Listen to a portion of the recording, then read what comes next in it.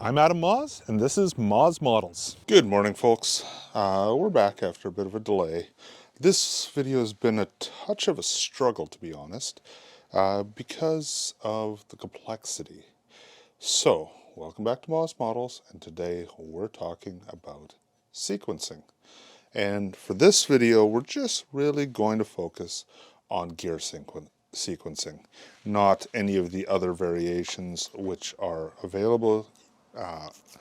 The fundamental sequencing system in ETHOS is extraordinarily powerful.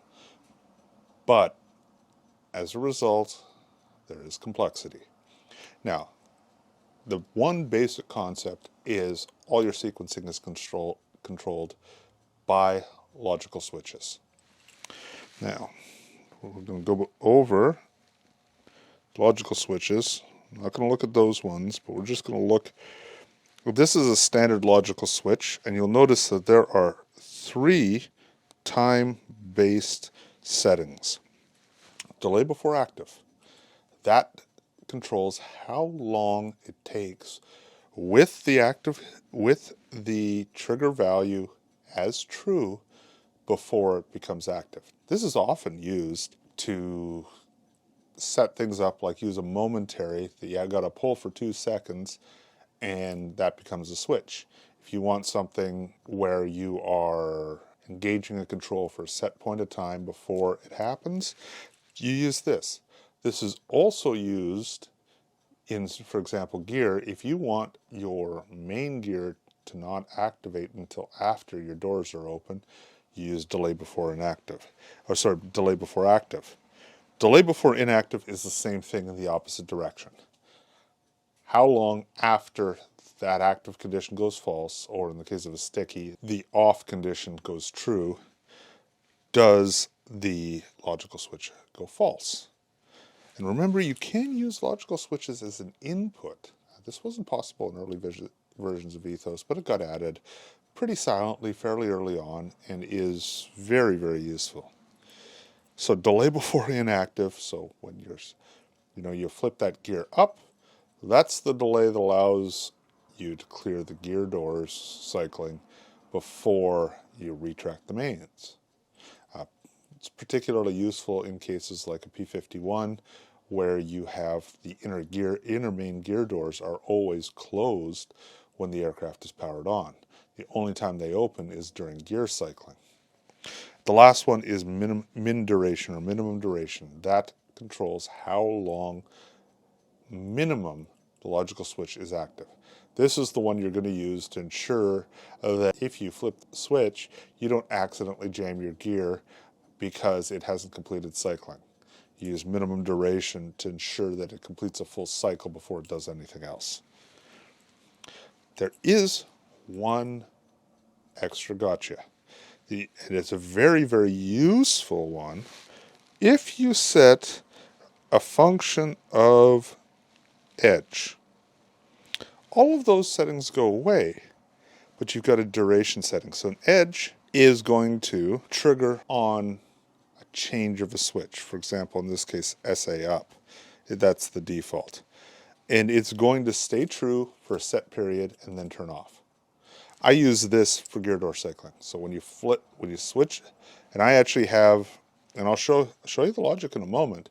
What I'm doing is I use an OR statement, a logical switch that triggers any time the 2-position switch changes. So it's either up or down on the edge. And then I use that as the trigger on condition for an edge switch. And that is my gear door cycling. It's set to stay active for the entire time that it takes the mains to cycle. And what I've set up here is functionally a P51 style gear. So we're going to go out, and we're actually going to delete this one that we just created because we don't need it.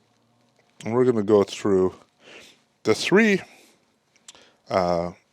settings that I've done here in logic switches to create a P51 type gear doors or gear sequencer. The first one is gear cycling. This is a type of OR, and it triggers on edge, so I long press. I selected SF down, I long press, and then I checked off edge. And I did the same thing for SF up. So that little line with the strike through it denotes edge. And you'll note value 1 and value 2 are both SF up, or SF down and SF up. So anytime this goes true momentarily, you can't see it go true because it's only true for a split second. This goes true momentarily whenever I cycle SF. The next one is the edge type, and I set this for 9 seconds. This is not actually a program for a specific model. It's an example I used. I don't have a model currently that has separated gear doors. Everything I've got with retracts right now has just tricycle retracts with no separate gear doors. I've got a T28 and several pattern planes with retracts. All of them work the same way. None of them are using separated gear doors. I'm not a big, larger scale guy, so I haven't gone deep into some of the depth of actual programming of physical aircraft. But I have walked through this setup, and this will demonstrate if you do this and you adjust the durations and timings to match your aircraft, it will work for a P-51. So you'll notice that I have, in this particular case, I have the edge type. It's triggered off gear cycle, which is the OR function logical switch that I just showed you, and it's set for 9 seconds. So I just flip that, and you'll see it's green, it's green, it's green. It'll stay green for 9 seconds, and there it goes red. Notice right here, by the way, you can see at the back, that's my gear. I have not touched anything else, and now when I flip it over, there they go, and the doors cycle again.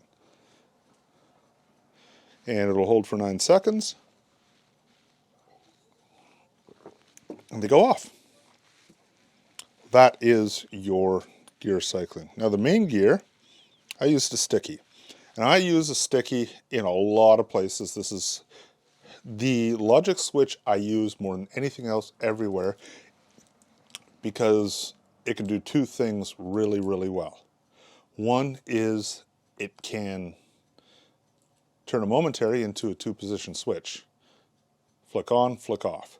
The other one is it can take a switch position and turn it into a delayed action switch position. And that's what we're doing here. So you'll notice that the trigger on condition is SF down. The off condition is SF up. So down is forward, up is away. Delay before active is 2 seconds. Delay before inactive is 2 seconds. Min duration is 7 seconds. So we flip 1 Mississippi, 2 Mississippi, and it's true. So that gave time for the gear doors to open. And of course, this is for the mains. So this is not going to go false until we flick down, and there went 2 seconds and then false.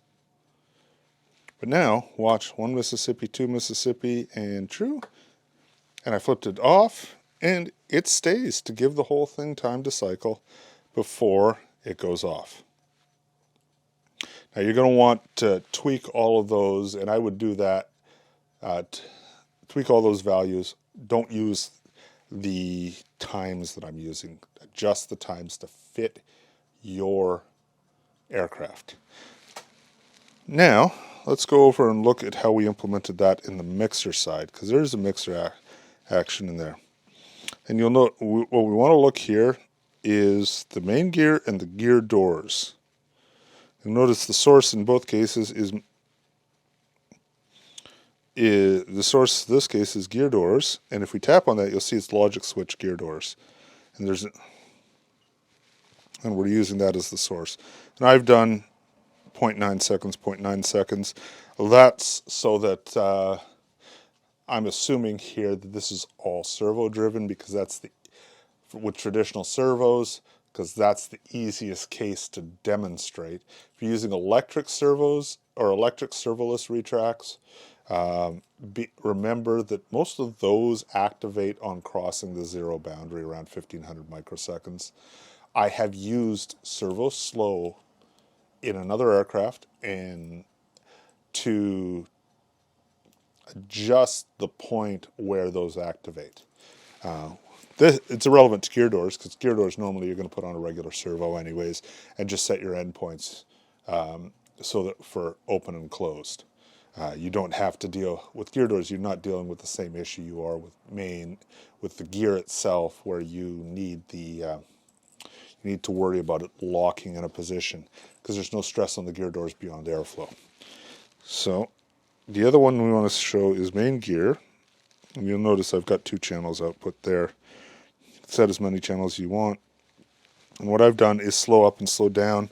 I've adjusted those to both be within the boundary. And note these are half of the value that you put in the logic switch. I'm not entirely sure why that's the case. I've been testing, and I take half the time. As far as I can tell, that time is for it to cover a 100% marker, and you've got a 200% width on standard. So minus 100 to 0 to 100 takes 3.4 seconds going down, or 2.5 seconds going up. And the reason I've done different ones is so you can see which way we're going. It's obvious because the times are 2 seconds different. Well, around 2 seconds difference. It's not quite, because they're off a little bit.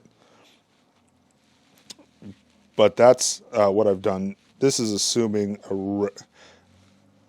you're not using a gear servo or some other sort of retracts for your gears. I know that's incorrect, but it's best for demonstration's sake. Now let's go to the outputs. And we can see we have our left mains here, our right mains here on 7, and our gear doors on channel 8. And you'll see, we flip, gear doors cycle, they're your main cycle. And we wait a little, and there the gear doors close. That's gear coming down. Now gear going up, gear doors cycle, main cycle, and they're moving slower. And there your doors come up and close. And that's it.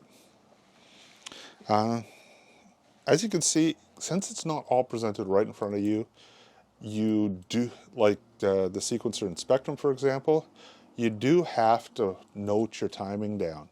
What I would do is, honestly, I'd draw out the sequence like a timer on Spectrum, go through, figure out the sequence you want, and then plug that in.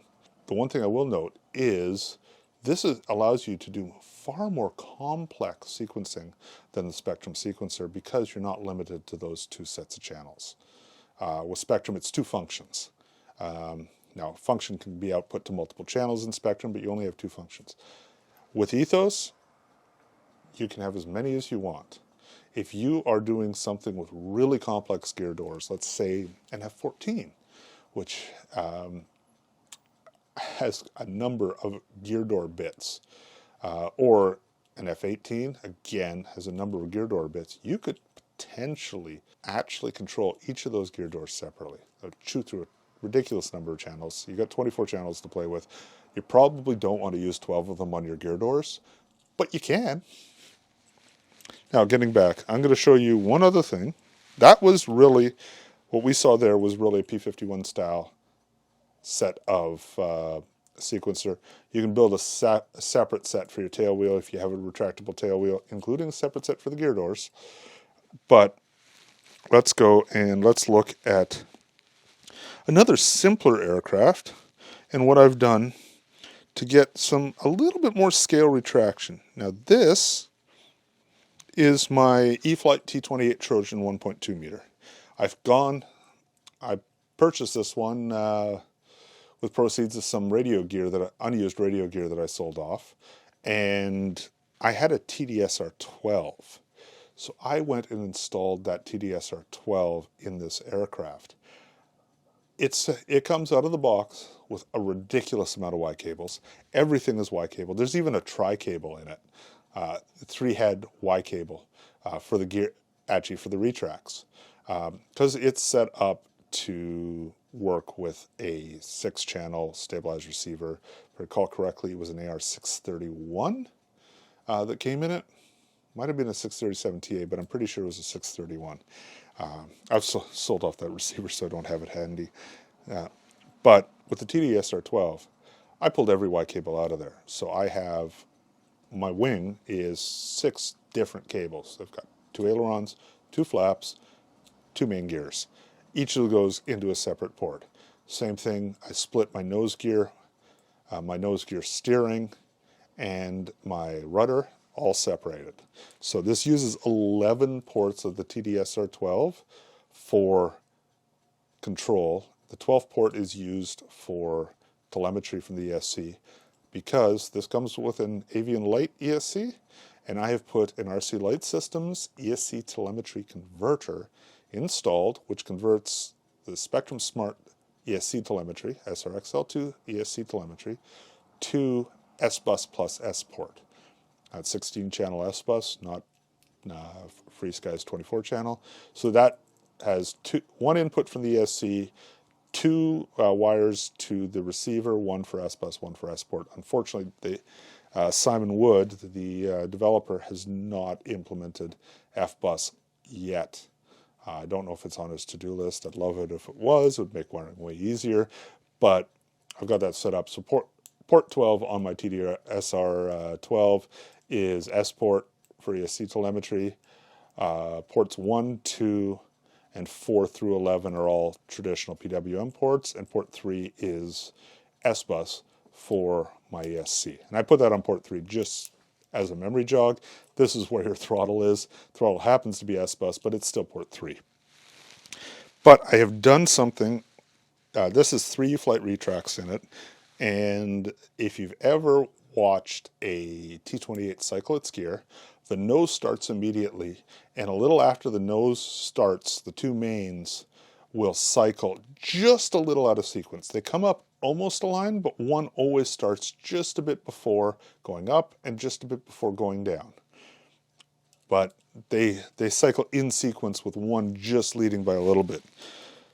So if you go here, and you can see I've got my left main gear here on channel 8, and then my right main gear and channel 12 is my nose gear.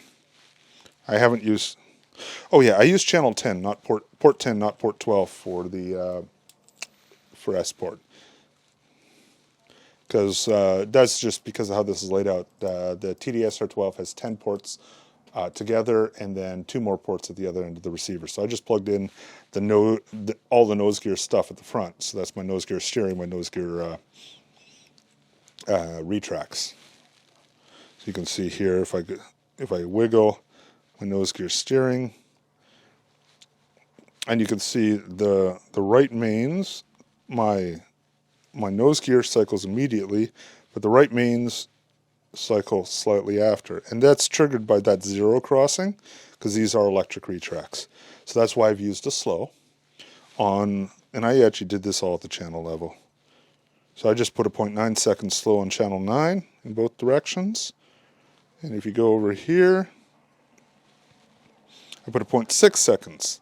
So there is about a 0.15 second, or sorry, 1.5 second difference on where those 2 cross the 0 boundary and the electric retract activates. So that's really how I've slowed down activation, so that you get that out of sequence. And of course, these being electric retracts, they operate at a set speed regardless of what trigger you feed them. They just care where does it cross that, somewhere 1500 to 1520 microseconds 0 point. So you can use that functionality to adjust the timing of that style of retract. By the way, you cannot see me retracting because I use the little red button here on the back. That's my retract, push on, push off. So you can see there's my left main.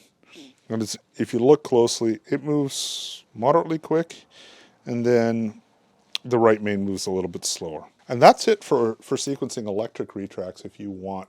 I did this at the channel level because I'm controlling the retract. I wanted the mixer to be clean, and I'm only using 1 mixer for the mains here. Now let's go back over to the mixer. Actually, sorry, I'm only using 1 mixer at all. If you wonder why I'm using these high channels, I covered that that in a previous example video around trainer. I'm doing some stuff so that I can proxy and actually buddy box this model. So there you have it.